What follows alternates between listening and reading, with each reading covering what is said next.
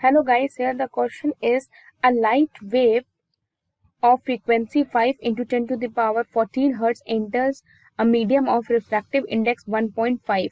If the velocity of the light wave is dash dash and its wavelength is dash dash. So guys, we have to find the velocity of light wave and its wavelength.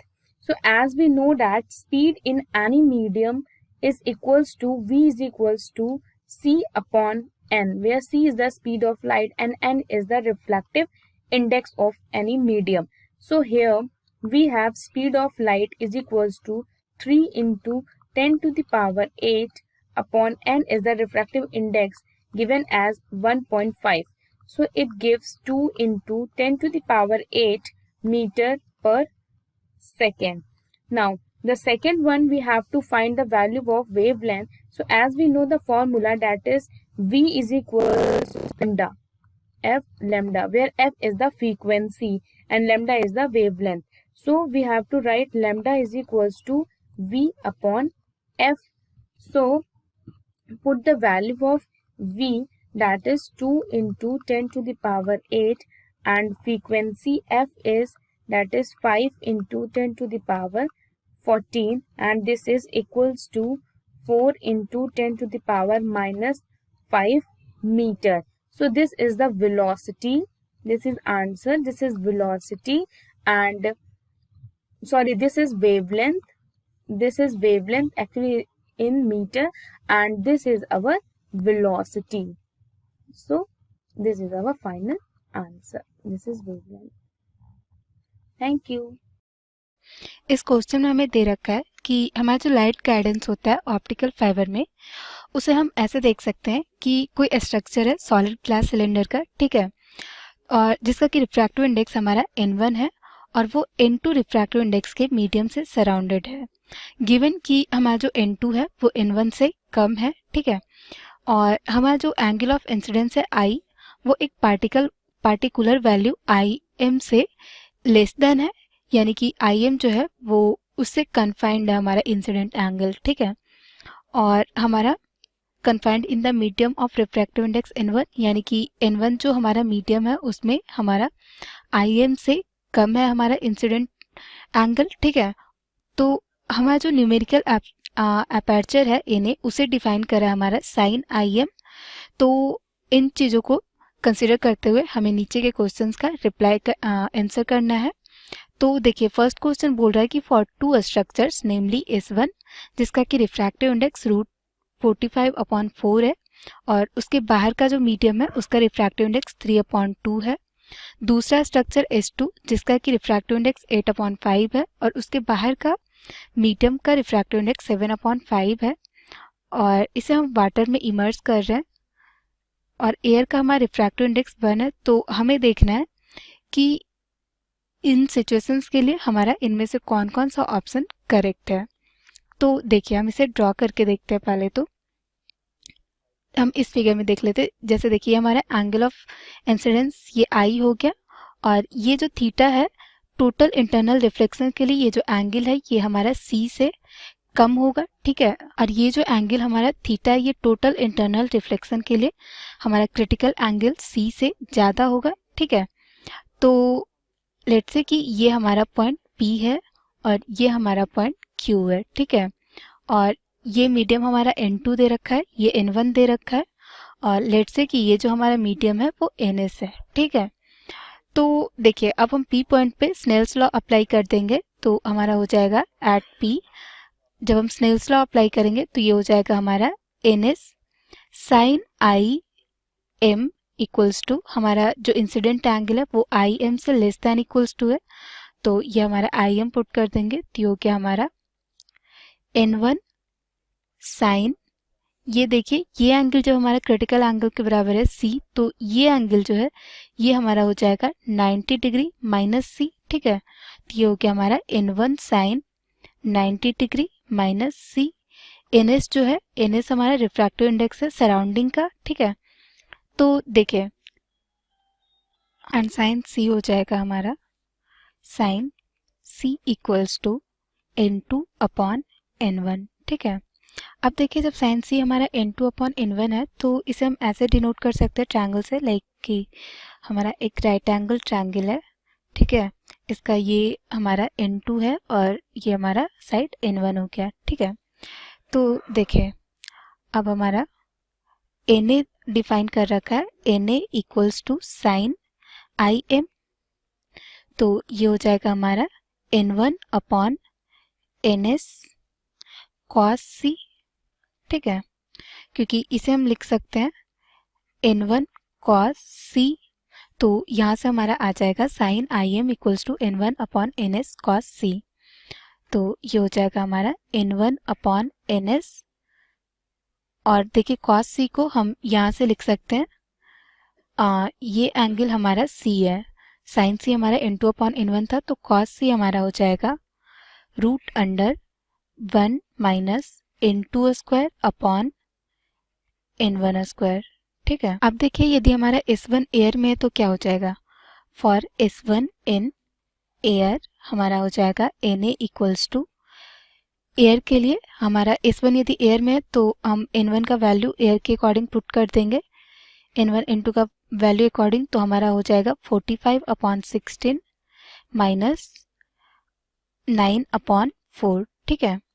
इसे हम simplify करके पहले लिख लेते हैं, तो ये हो जाएगा हमारा root under n1 square minus n2 square upon ns। तो देखिए जब हमारा एयर में होगा तो n1 और n2 अकॉर्डिंगली हमारा आ जाएगा, तो ये आ गया हमारा 3 अपॉन 4, ठीक है। उसी तरह यदि हमारा S1 वाटर में होगा तो ये हो जाएगा हमारा, if S1 is in water तो हमारा Na आ जाएगा 3 अपॉन 4, ये 1 अपॉन ns हमारा होता है 4 अपॉन 3, तो 1 अपॉन ns हमारा हो गया 3 upon 4 into n1 square minus n2 square, तो n1 और n2 तो वही रहेगा, केवल हमारा ns चेंज होगा क्योंकि हमारा सराउंडिंग बेसिकली चेंज हो रहा है, तो ये हो गया हमारा 45 अपॉन 16 माइनस 9 अपॉन 4, यानी कि 9 अपॉन 16, ठीक है। अब देखिए यदि हमारा S1 जो है फॉर S1 इन कोई मीडियम जिसका कि रिफ्रैक्टिव इंडेक्स 6 अपॉन रूट 15 है, तो उसके लिए हमारा Na आ जाएगा Na equals to root 15 upon 6 into root under 45 upon 16 minus 9 upon 4 equals to 3 root 15 upon 24। इसी तरह हम सबके लिए निकाल लेंगे। अब हम देख लेते हैं जब हमारा S2 वाटर में हो तो क्या होगा, अब S2 के लिए देख लेते हैं। तो S2 यदि वाटर में होगा तो हमारा आ जाएगा Na इक्वल्स टू 3 अपॉन 4, और हमारा S2 का N1 N2 डिफरेंट है, उसके अकॉर्डिंगली हमारा आ जाएगा N1 square minus N2 square, तो N1 स्क्वायर हमारा हो जाएगा 64 अपॉन 25, क्योंकि हमारा N1 दे रखा है इसके लिए 8 अपॉन 5, और ये हमारा 7 अपॉन 5 दे रखा है, तो ये हो जाएगा हमारा 49 अपॉन 25 N2 स्क्वायर, तो यह आ गया हमारा 3 रूट 15 अपॉन 20। उसी तरह यदि S2 एयर में होगा उसके लिए देख लेते हैं। तो S2 जब हमारा एयर में होगा तो हमारा Na आ जाएगा रूट अंडर इसका तो ns इसके लिए 1 हो जाएगा, तो 1 अपॉन 1 1 ही रहेगा, तो ये क्या हमारा 64 अपॉन 25 माइनस 49 अपॉन 25, यानी कि रूट अंडर 15 अपॉन 5, ठीक है। अब देख लेते हैं कि S2 जब हमारा इन मीडियम जिसका कि रिफ्रैक्टिव इंडेक्स है 4 अपॉन रूट 15, तब क्या होगा, तो तब हमारा Na हो जाएगा root 15 upon 4 into root under 64 upon 25 minus 49 upon 25, तो ये आ जाएगा हमारा 3 अपॉन 4, ठीक है।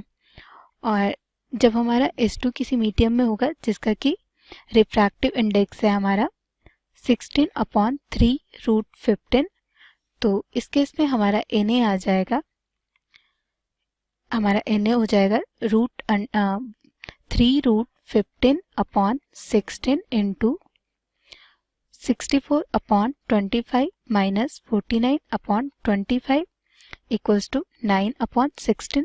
तो अब हम देखते हैं कि हमारा कौन कौन सा ऑप्शन सही है। तो देखिए हमें फर्स्ट में बोल रहा है कि Na of S1 immersed in water it's same as that of S2 immersed in a liquid of refractive index 16/3√15। तो ये ऑप्शन हमारा सही है, क्योंकि देखिए जब S1 को हमने वाटर में इमर्स करा था तब हमारा S1 को जब वाटर में इमर्स किया था तो हमारा Na आ रहा था 9/16, और जब हमने S2 को इमर्स करा 16/3√15 वाले मीडियम में तो इसका भी हमारा Na आ रहा है 9/16, तो यानी कि हमारा ए ऑप्शन सही है। ठीक है, अब देखिए सेकंड में बोल रहा है कि Na of S1 immersed in liquid of refractive index 6/√15 is same as that of S2 immersed in water. तो ये हमारा गलत है, ये दोनों हमारा सेम नहीं आ रहा है, अभी हमने नीचे निकाला है। थर्ड बोल रहा है Na of S1 placed in air is same as that of S2 immersed in liquid of refractive index 4/√15। तो ये हमारा सही है। S1 को देखिए जब हमने वाटर में इमर्स करा है तब हमारा आ रहा है 3/4, और S2 को जब हमने 4/√15 रिफ्रैक्टिव इंडेक्स वाले मीडियम में पुट करा तब भी हमारा Na आ रहा है 3/4, तो हमारा थर्ड भी सही है। फोर्थ बोल रहा है Na of S1 placed in air is same as that of S2 immersed in water. तो ये हमारा गलत है, तो हमारा आंसर हो गया फर्स्ट पार्ट का A and C। Answer is A and C। अब देखते हैं हम सेकंड पार्ट के लिए। तो सेकंड पार्ट में हमें दे रखा है कि if two structures of same cross sectional area but different numerical apertures, हमारा न्यूमेरिकल अपर्चर डिफरेंट है लेकिन क्रॉस सेक्शनल एरिया सेम है, और यदि उन दोनों को हम लॉन्गिट्यूडिनली हम ज्वाइन कर दें तो हमारा जो न्यूमेरिकल अपर्चर होगा दोनों के कंबाइंड स्ट्रक्चर का वो क्या होगा। तो देखिए हमें दे रखा है कि हमारा जो Na2 है वो Na1 से छोटा है। ठीक है, और हमारा Na अभी ऊपर निकाला कि हमारा जो Na का वैल्यू होता है, ये हमारा सेकंड पार्ट के लिए, तो Na का वैल्यू ऊपर हमने निकाला 1/ns into n1² minus n2²। ठीक है, तो और हमें पास क्वेश्चन में दे रखा है Na2 is less than Na1। ठीक है, तो हमारा जो Na होगा इन दोनों के कंबाइंड स्ट्रक्चर का वो या तो इक्वल होगा, तो इन दोनों के कंबाइंड स्ट्रक्चर का जो हमारा Na होगा वो जो इनमें से जो स्मॉलर वैल्यू है उसके बराबर होगा। ठीक है, तो यानी कि हमारा जो Na होगा इन दोनों में से मिनिमम है Na2, तो ये हमारा आ जाएगा Na2 के बराबर। ठीक है, और हमें Na1 Na2 दे तो रखा नहीं है, तो ये सिंपली हमारा Na2 के बराबर आ जाएगा। ठीक है, तो ये हो गया हमारा आंसर। एक क्वार्टर सिलेंडर है हमारे पास जो फिगर में दिखाया गया है, जिसकी रेडियस R है और रिफ्रैक्टिव इंडेक्स है 1.5, इन म्यू की वैल्यू 1.5। ठीक है, हमने एक टेबल पे प्लेस किया उसे, और एक पॉइंट ऑब्जेक्ट है P यहाँ पे। ठीक है, जो कि किसी AMR डिस्टेंस पे रखा है इससे। ठीक है, तो हमें M की वैल्यू बतानी है जिसके लिए यहाँ से जो रे जाएगी उसके बाद यहाँ से पैरेलल हो जाए। ठीक है, तो इस केस में क्या हो रहा है कि पहले रे यहाँ से जाएगी, तो ये सरफेस 1 है हमारा, ये सरफेस 2 है, तो पहले इस पर रिफ्लेक्शन होगा। ठीक है, किसी एंगल पर यहाँ पे बेंट होगी। ठीक है, तो उसकी वजह से हमें क्या लगेगा कि इसकी इमेज कहीं और है, मतलब इसके लिए पहले इससे रिफ्लेक्ट होकर कहीं एक वर्चुअल इमेज बनेगी यहाँ कहीं, और फिर इस इमेज के लिए ये यहाँ से रिफ्लेक्ट होगी और ये पैरेलल जाएगी। यानी हमारे पास दो सरफेस हैं, पहले सरफेस से जो रिफ्लेक्शन होगा वो जो इमेज होगी वो ऑब्जेक्ट का काम करेगी दूसरे सरफेस के लिए, और फिर वहाँ से पैरेलल जानी है, उसके लिए हमें M की वैल्यू बतानी है। तो पहले क्या करना है, पहले सरफेस के लिए देखना है। ठीक है, तो पहले सरफेस के लिए क्या है, U की वैल्यू हमें पता है MR। सबसे पहले तो वो देख लेते हैं μ1 μ2 क्या होंगे। तो ऑब्जेक्ट हमारा एयर में रखा है, तो μ1 हो गया 1। ठीक है, और जो हमारी ऑब्जर्वेशन हो रही है या यहाँ जहाँ हमारी इमेज बनेगी जहाँ पे हमारा रिफ्लेक्शन हो रहा है वो μ2 यानी 1.5, इसमें रिफ्लेक्शन होगा। ठीक है, और बाकी U की डिस्टेंस देख लेते हैं, U यानी ऑब्जेक्ट की डिस्टेंस। तो ये सरफेस है हमारा, इसकी डिस्टेंस क्या है MR, तो -MR। ठीक है, R की वैल्यू क्या, इन्फाइनाइट होगी R की वैल्यू, क्योंकि सीधा प्लेन है। ठीक है, तो R की वैल्यू इन्फाइनाइट, और V हमें निकालना है। ठीक है, तो हम फॉर्मूला लगाते हैं कर्व सरफेस वाला, वो क्या होगा, μ2 upon v minus μ1 upon u is equal to μ2 minus μ1 upon r। अब सभी की वैल्यू रखते हैं, तो μ2 क्या है 1.5 अपॉन v हमें निकालना है माइनस μ1 1, u की वैल्यू क्या है माइनस mr, ठीक है, इज इक्वल टू r की वैल्यू हम जैसे रखेंगे तो पूरे टर्म 0 हो जाएगा, ठीक है, यानी कि 1.5 upon v is equal to 1 upon minus mr। तो v की वैल्यू क्या होगी हमारी, v इज इक्वल टू, इसे अगर ले जाए तो हो जाएगा 1.5 mr, ठीक है, और माइनस का शो कर रहा है, ये माइनस में आएगी कि ऐसी साइड बन रही है, यानी कि पहले क्या थी mr, अब क्या होगी 1.5 mr, यानी कि ये कम ना होकर ज़्यादा होगी इमेज वाली, यानी जो हमारे इमेज बनेगी वो कहीं यहाँ बनेगी अब, ठीक है, ये हमारा अंदाजा था, ये गलत है, इमेज आगे बनेगी, ठीक है, और ये अब इसके लिए ऑब्जेक्ट का काम करेगी दूसरे सरफेस के लिए, ठीक है, तो फॉर सरफेस 2, ठीक है, अब हमारा हम सभी वैल्यूज देखते हैं, अब उनकी वैल्यूज क्या होंगी, जैसे μ1 μ2, तो इसमें क्या है कि अब जो हमारा रिफ्लेक्शन होगा, जो इमेज बन रही है वो बाहर बन रही है एयर में, और जो ऑब्जर्व कर रहे हैं हम वो कर रहे हैं अंदर से, क्योंकि यहाँ पे हमारी रे इसके पार हो चुकी है, अब जो रे आएगी वो इस पर स्ट्राइक कर रही है इस वाले जो अंदर का सरफेस है वहाँ से पूरा, तो μ1 की वैल्यू 1.5 हो जाएगी और μ2 की वैल्यू 1 हो जाएगी, ठीक है, तो μ1 इक्वल टू 1.5 और μ2 हो गया हमारा 1, ठीक है, बाकी u की वैल्यू क्या होगी अब इस सरफेस से, तो ये r प्लस ये पूरा वो क्या आया था हमारा 1.5 mr, u की वैल्यू होगी तो minus of 1.5 mr plus r, ठीक है, v क्या है हमारा इनफाइनाइट, क्योंकि जो हमारी फाइनल इमेज है वो इनफाइनाइट पे बननी चाहिए, ठीक है,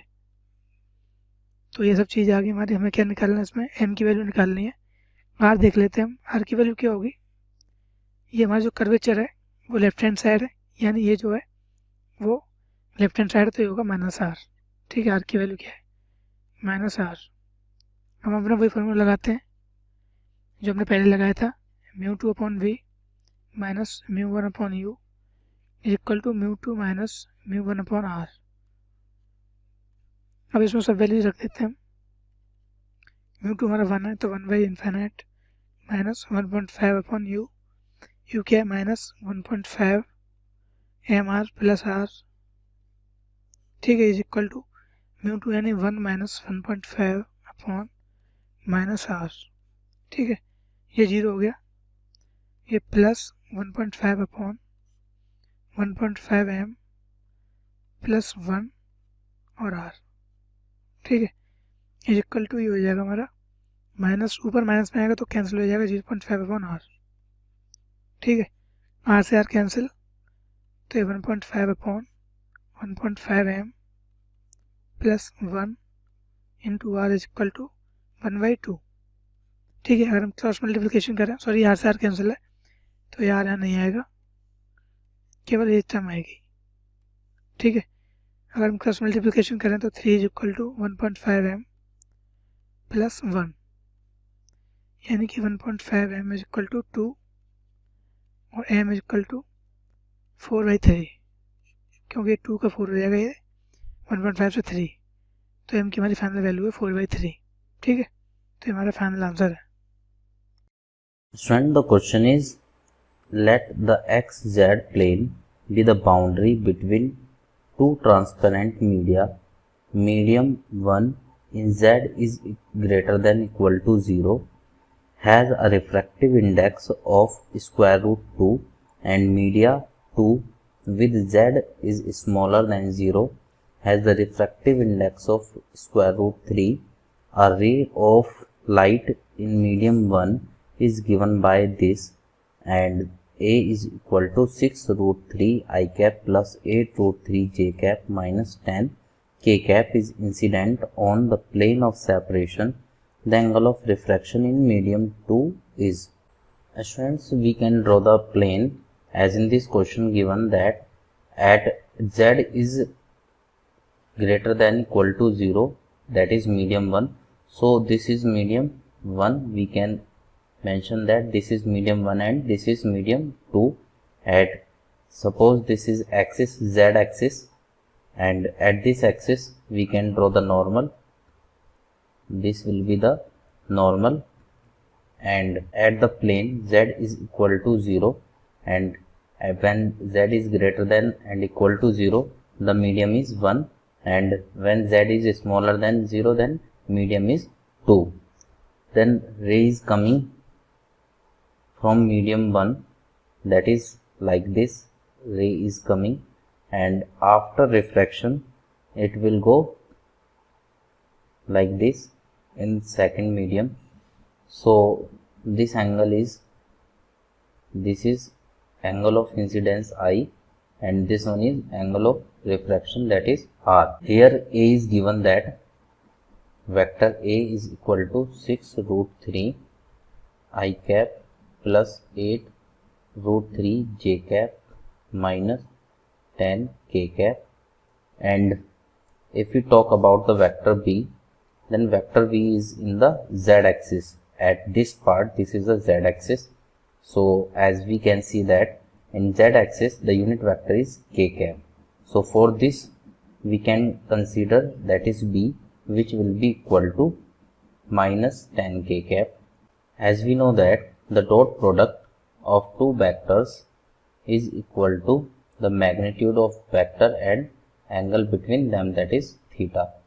So we can apply that when we multiply vector A and vector B, then it will be equal to 10, and the magnitude of this will be square root and 6 root 3 square, 6 root 3 square plus 8 root 3 square and plus 10 square, and cos, as this angle is I, so we can take I, then cos I will be equal to 10. When we solve this expression, that is square root this value, then we will get it will be equal to 20. So it will be 1 by 2. So it is clear that I will be equal to 60 degree, as cos 60 is equal to 1 by 2. Now we can find out the value of R, that is this value. As we know that from Snell's law, we can write that from Snell's law, that is mu1 sin I is equal to mu2 sin R. Now we can put the values, as mu1 is given square root 2 and sin I we have calculated, which is 60 degree, and root 3 in this question, and sin R we have to calculate.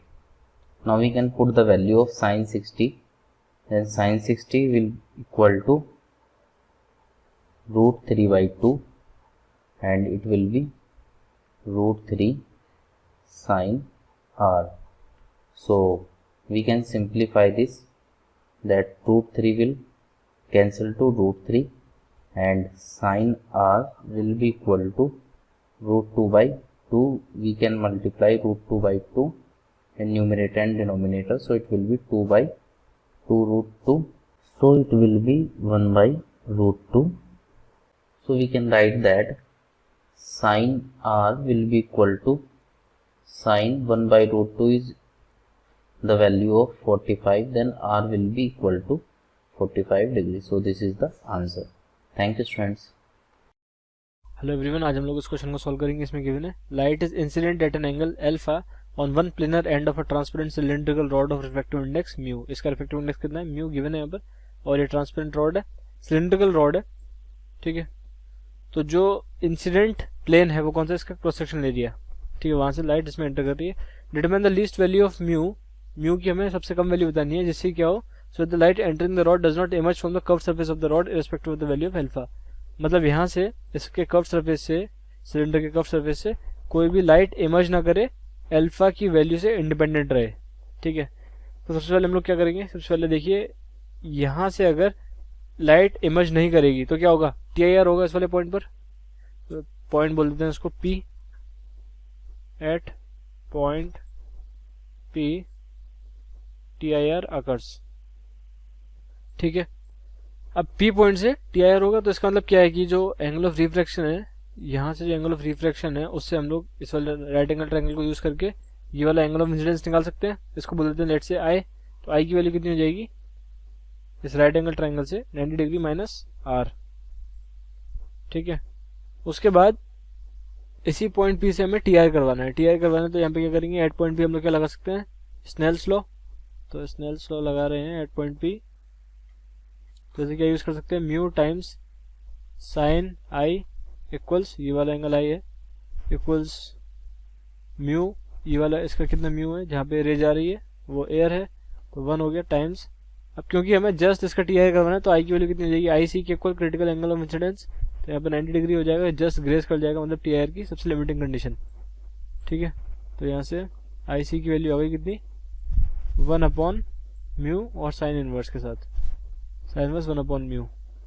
ये हो गई critical angle of incidence की value, जहाँ पर इस वाले angle पर अगर स्ट्राइक करती है इस कर्व सरफेस को तो ये इस सरफेस पर ग्रेस कर जाएगी। ठीक है, इसके अलोंग चली जाएगी।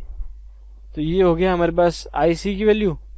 अब अगर TIR होना है यहाँ पर तो यहाँ पे कंडीशन क्या होनी चाहिए कि जो I है ये ग्रेटर देन होना चाहिए किससे, IC से। ठीक है, तो यहाँ पे लिख देते हैं इसको, IC की वैल्यू छोटी होनी चाहिए या फिर इक्वल हो सकती है I के। ठीक है, इक्वल होगी तो क्या होगा, ये जस्ट रे जो है वो ग्रेस कर जाएगी। और अगर IC से बड़ी है I की वैल्यू, तो यहाँ से क्या होगा, ये रे इंटरनली रिफ्लेक्ट हो जाएगी। तो हमें क्या करवाना है, इंटरनली रिफ्लेक्ट या फिर ग्रेस। तो 90 डिग्री माइनस R की वैल्यू बड़ी होनी चाहिए या फिर इक्वल होनी चाहिए किसके, IC के। ऐसे लिख सकते हैं, साइन से एक्ट करवा दें दोनों तरफ, तो कितना बचेगा, sine 90 degree minus R, sine 90 degree minus R should be greater than equal to sine IC। तो यहाँ से आ जाएगा cos R is greater than equal to sine IC।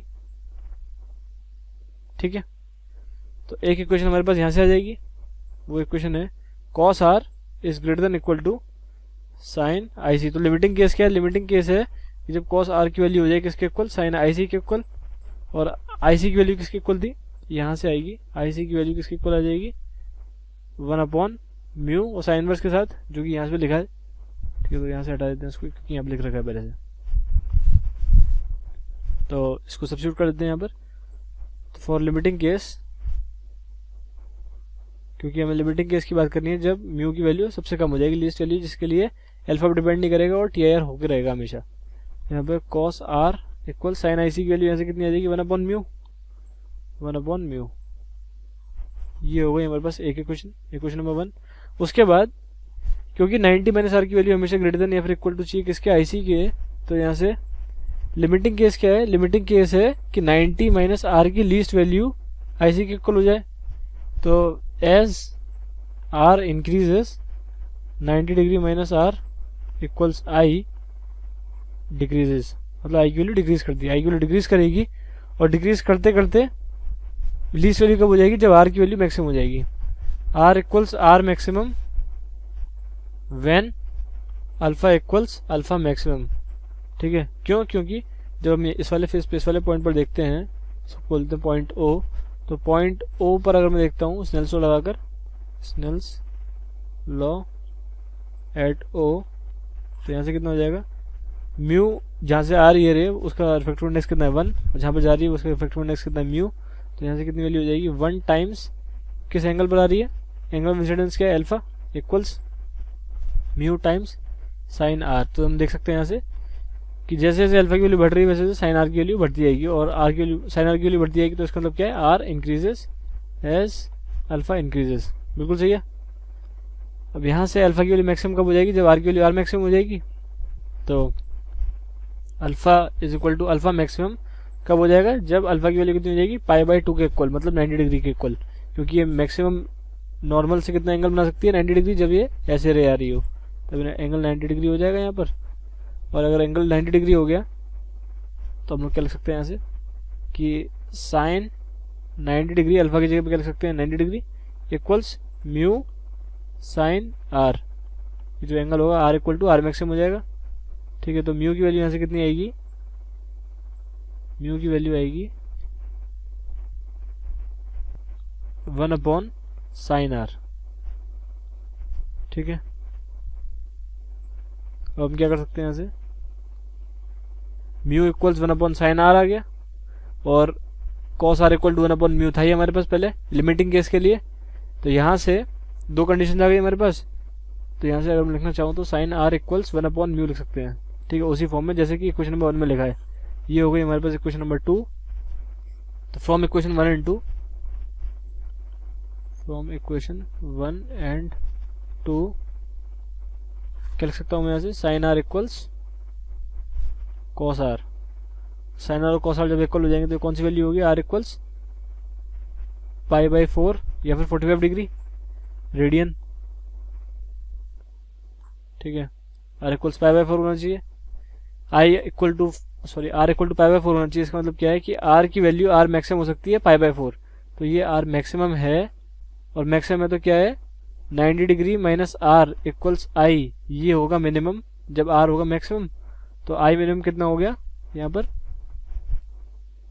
90 degree, मतलब इसको हम लोग लिख लेते हैं रेडियन में, π/2 माइनस π/4 जिसके लिए कितनी आएगी π/4 के इक्वल। तो आई मिनिमम कितना हो जाएगा π/4। तो अब हमें क्या चाहिए था, म्यू मिनिमम चाहिए था। तो म्यू मिनिमम निकालने के लिए क्या करेंगे, इस वाली कंडीशन का यूज करेंगे। ठीक है, तो म्यू टाइम्स साइन आर की वैल्यू कितनी होनी चाहिए 1।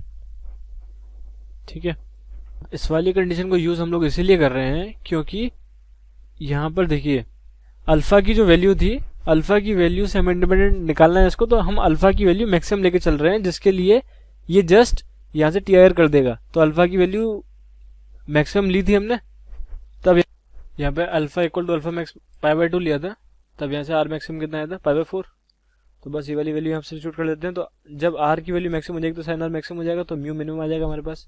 म्यू मिनिमम हमें निकालना है, तो यहाँ से 1 साइन आर मैक्सिमम हो जाएगी वाली वैल्यू। ये कितना आ जाएगा 1 साइन π/4 थी आर मैक्सिमम की वैल्यू, यहाँ पर आ जाएगा √2। तो म्यू मिनिमम कितना होना चाहिए टीआर करने के लिए √2। तो बस ये निकालना था हमें इस क्वेश्चन में। So that's it, thank you and I will like the video. तो इस क्वेश्चन में हमें दिया गया है कि एक पैरेलल बीम ऑफ लाइट है जो कि वाटर में ट्रैवल कर रही है, रिफ्रैक्टिव इंडेक्स 4/3 दिया गया है और वो स्फेरिकल बबल से रिफ्रैक्ट करती है जिसका रेडियस 2 mm है। तो लाइट पैरेलल मान के हमें करना है पोजीशन ऑफ इमेज निकालना है, refraction at first surface, position of the final image, ये चीज हमें निकालना है।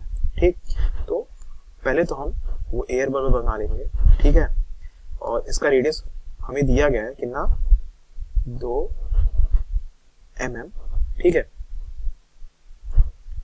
तो पैरेलल रेज आ रही है हमारी, तो फॉर्मूला हो गया हमारा μ2/v minus μ1/u is equal to μ2 minus μ1/r। तो ये हमारी पैरेलल रेज आ रही है। तो μ2 की वैल्यू 1 हो गई क्योंकि एयर बबल है, तो 1/v, और μ1/v 0 हो गया क्योंकि u इंफिनिटी है, u इंफिनिटी है। ये हो गया μ2 माइनस μ1 यानी कि 1 माइनस 4/3 यानी कि minus 1/3 whole divide by r। r की वैल्यू पॉजिटिव हो गई जो कि 2 mm है। ठीक, तो ये हो गया 2।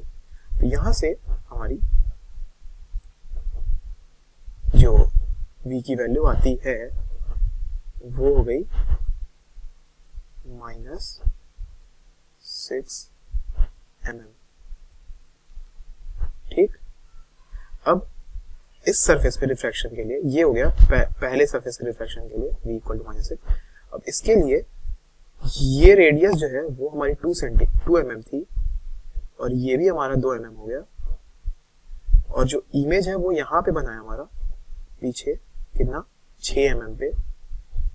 तो 6 + 2 8 + 2 10 यानी कि u की वैल्यू जो हो गई -10 mm हो गई इसके लिए रिफ्रैक्शन के लिए, और v हमें निकालना है। तो अब हम refraction at curve surface formula लगा देंगे, μ2/v minus μ1/u is equal to μ2 minus μ1 by r। तो ये हो गया हमारा μ2 की वैल्यू हो गई। अब μ2 की वैल्यू हो गई 4/3 क्योंकि वापस बाहर जा रहा है, तो ये हो गया 4/3v और ये माइनस और u की वैल्यू माइनस प्लस हो जाएगा।